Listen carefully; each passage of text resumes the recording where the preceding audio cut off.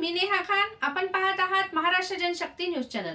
प्रधानमंत्री ग्राम सडक योजना अंतर्गत मंजूर सिल्लोड तालुका धानोरा येथील पुलाच्या बांधकामाचे भूमिपूजन खासदार डॉक्टर कल्याणराव काळे व माजी मंत्री आमदार अब्दुल सत्तार यांच्या अध्यक्षतेखाली पार पडला।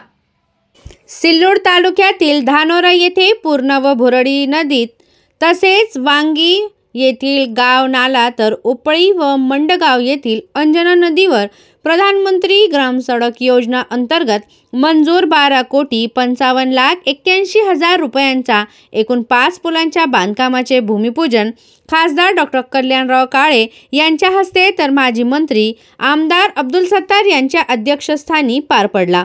विकास कामाच्या भूमिपूजन निमित्ताने खासदार कल्याणराव काळे आणि आमदार अब्दुल सत्तार यांच्या प्रमुख उपस्थितीत भराडी येथे जाहीर सभेचे आयोजन करण्यात आले होते। यावेळी अब्दुल सत्तार यांनी अध्यक्षीय भाषणात तालुक्यातील विविध विकास कामाची माहिती दिली। प्रधानमंत्री व मुख्यमंत्री ग्राम सडक योजना अंतर्गत मतदारसंघात रस्त्याचा विकास होत असून आज उद्घाटन झालेल्या पुलांच्या कामामुळे धानोरा, पळशी, सिसारखेळा, उपळी, भराडी, वांगी, मोढा यासारख्या गावांना 12 महिने जोडण्याचे काम होणार आहे। खासदार कल्याण काळे यांच्या पुढाकाराने या गावातील अनेक दिवसांचा प्रलंबित प्रश्न मार्गी लागणार असल्याचे आमदार अब्दुल सत्तार यांनी म्हणाले। तालुक्यातील अंभई, नाणेगाव, जंजाळा, आमठाणा, कोटनांद्रा, बोरगाव बाजार ते बोरगाव सारवणी ते सातखेडा ते सारोळा रस्ता आणि सिल्लोड ते दहेगाव या नवीन 50 कोटींच्या रस्त्यांना मुख्यमंत्री ग्राम सडक योजनेअंतर्गत प्रशासकीय मान्यता मिळाली असल्याची माहिती आमदार अब्दुल सत्तार यांनी दिली आहे।